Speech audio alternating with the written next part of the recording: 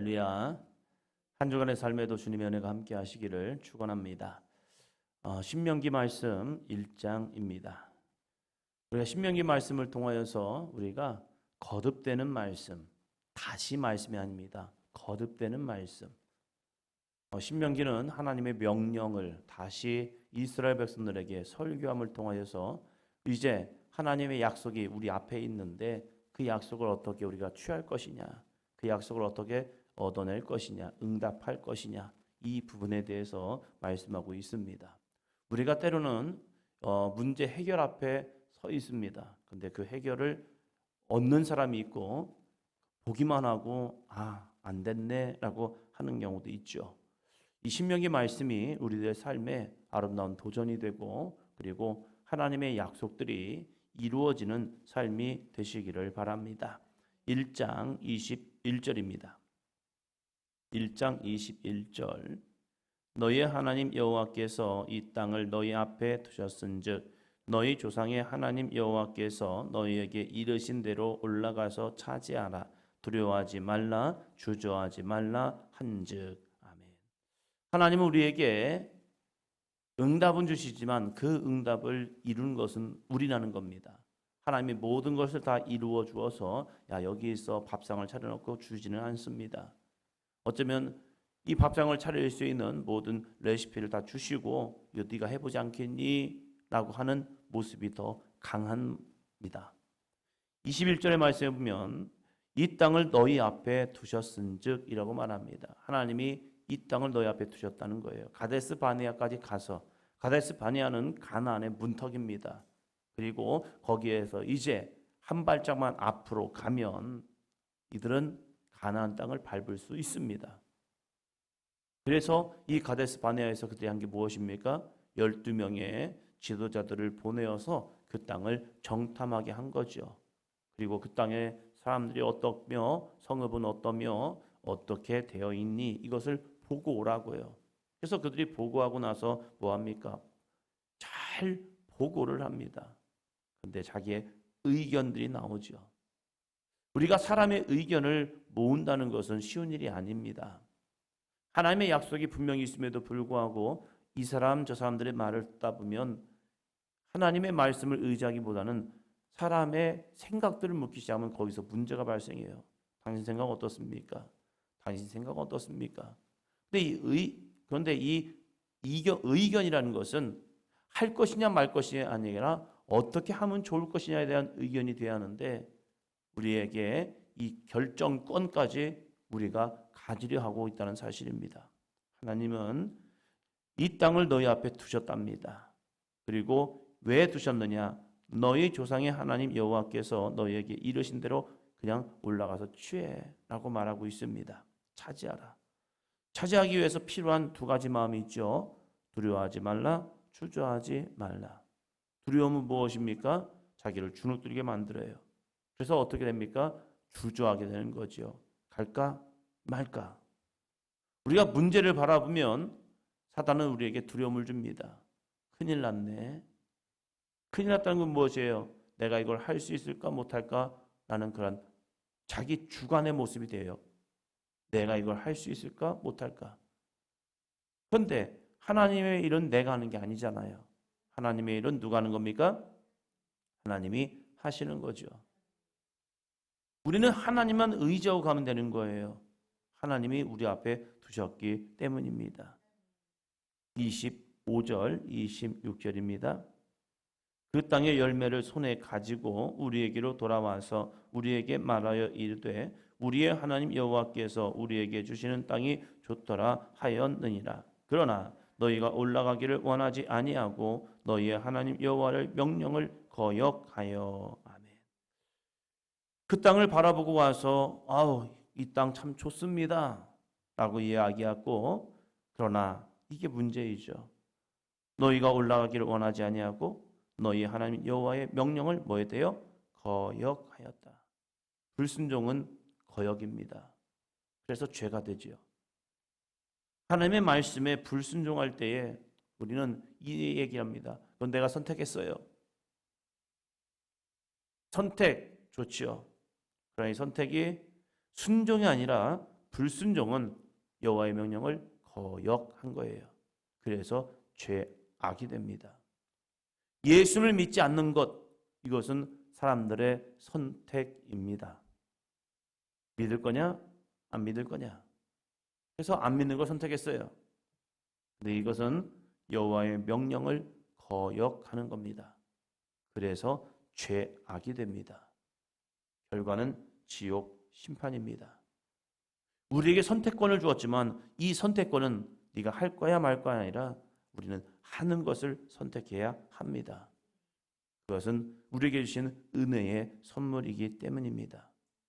우리의 행위로서 우리의 노력으로서 구원 얻는 것이 아니라 구원은 전적인 하나님의 은혜이기에 하나님이 주신 거룩한 은혜의 선물을 아멘 순종하며 나아갈 수 있는 것이 믿음의 모습이라는 겁니다.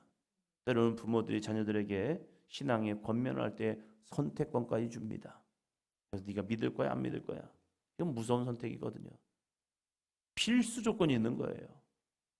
우리가 대학에서 공부할 때에 선택 과목과 필수 과목이 있는 거죠. 그건 우리가 선택할 수 있어요. 1학년 때 들을 것인지 2학년 때 들을 것인지 3학년 4학년 때 들을 것인지 선택할 수 있습니다. 근데 중요한 것이 내가 선택을 하다가 잘못하면 놓쳐버리면 큰일 나는 거예요. 자기는 이제 학점을 다 짰다고 생각하고 이제 졸업을 준비하고 있는데 갑자기 학교에서 연락이 오는 겁니다. 너 이 과목 안 했어. 안 하면 안 돼요? 안 되지. 왜? 그것은 너의 전공 과목에서 필수야. 어떻게 합니까? 졸업 못해요. 졸업 못하고 1년을 또 다녀야 합니다. 한 학기를 또 다녀서 그 학점을 해줘야 졸업을 할 수 있는 거죠. 우리에게 영적인 선택권이 있습니다. 그 선택권은 필수가 있고 선택이 있다는 거예요. 이 필수를 선택하지 않는 순간 우리의 신앙은 죽는 거예요. 그래도 불구하고 이 사단이 주었던 이 마음, 우리가 하나님 자리에 서서 하나님과 같이 되고자 하는 이 욕망을 끊임없이 줘서 이것도 내가 선택할 수 있다는 겁니다. 그 선택에는요 처절한 심판이 오고 있다는 사실입니다. 그래서 내가 무엇을 선택할 것인가? 하느냐 마느냐가 아니라 어떻게 하는 방법을 선택하는 것은 우리의 자유의지입니다. 그러나 주 예수를 믿는 것은요 선택이 아니라 필수라는 겁니다. 왜요? 그 믿음으로 구원을 얻기 때문입니다. 이스라엘 백성들이 명령에 거역한 이유가 있습니다. 27절, 28절입니다. 장막 중에서 원망하여 이르기를 여호와께서 우리를 미워하심으로 아모리 족속의 손에 넘겨 멸하시려고 우리를 애굽 땅에서 인도하여 내셨도다. 우리가 어디로 가냐? 우리의 형제들이 우리를 낙심하게 하여 말하기를 그 백성은 우리보다 장대하며 그 성읍들은 크고 성곽은 하늘에 닿았으며 우리가 또 거기서 아낙 자손을 보았노라 하는도다 하기로. 아멘. 장막 중에서 원망하기 시작합니다. 우리로 말하면 우리의 생각 속에서 원망하기를 시작하는 거죠. 하나님의 약속의 말씀이 있음에도 불구하고 우리의 생각 속에서 수많은 생각을 해요.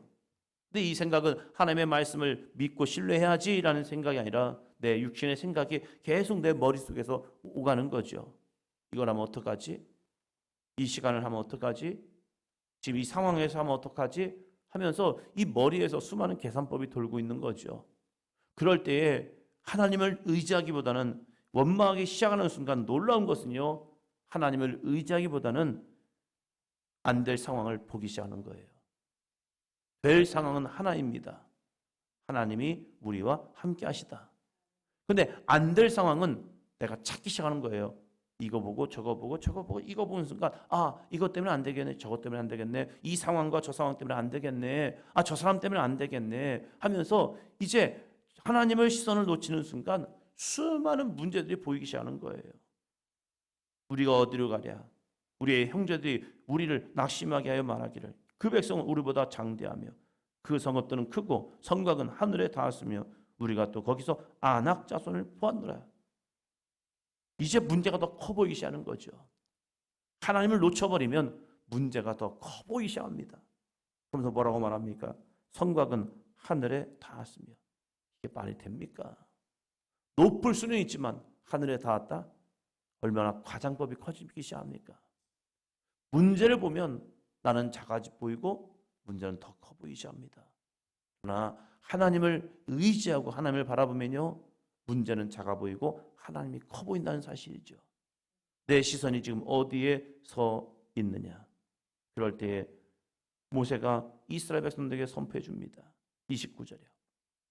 내가 너희에게 말하기를 그들을 무서워하지 말라, 두려워하지 말라. 왜요? 30절이요. 너희보다 먼저 가시는 너희의 하나님 여호와께서 애굽에서 너희를 위하여 너희 목전에서 모든 일을 행하신 것 같이 이제도 너희를 위하여 싸우실 것이며. 아멘. 야, 너희들 문제 바라보지 마. 문제 보면 너희 죽어. 그래서 두려워하지 말고 무서워하지 말고 먼저 가시는 너희의 하나님 여호와, 너희보다 먼저 가시는 하나님, 너희보다 앞서 가시는 하나님, 너희를 위하여 싸우시는 그 하나님을 바라봐. 참 이 모세가 이스라엘 백성에게 위대한 말씀을 해주시죠. 31절이요. 광야에서도 너희가 당하였거니와 사람이 자기의 아들을 안는 것 같이 너희의 하나님 여호와께서 너희가 걸어온 길에서 너희를 안으사 이곳까지 이르게 하셨느니라 하나. 너희의 하나님 여호와께서 너희가 걸어온 길에서 너희를 안으사. 출애굽 여정부터 하나님이 그들을 안아 주셨잖아요. 여기까지 인도하셨잖아요. 물론 이곳이 광야이기도 합니다. 그러나 이 광야에서 200만의 수많은 사람들이 지금까지 살았던 이유는 하나님께서 그들을 안으사 여기까지 인도하셨습니다. 우리의 삶도 여기까지 하나님이 인도하셨습니다.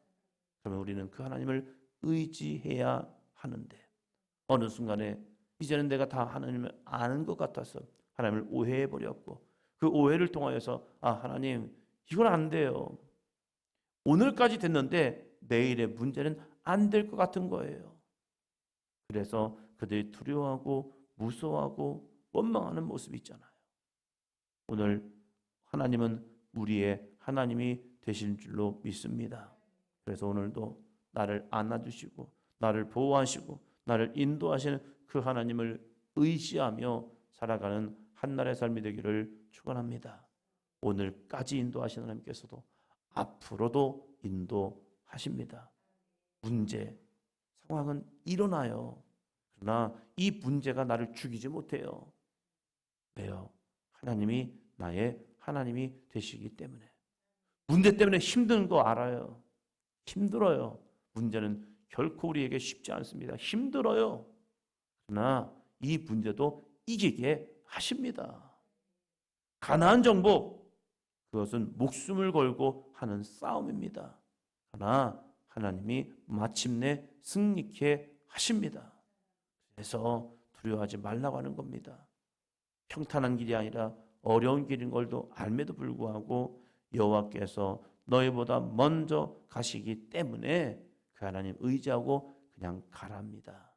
오늘 하루도 이 하나님을 의지하며 힘내어서 승리하는, 그리고 문제를 향하여 담대히 앞을 향하여 돌진할 수 있는 삶이 되기를 축원합니다.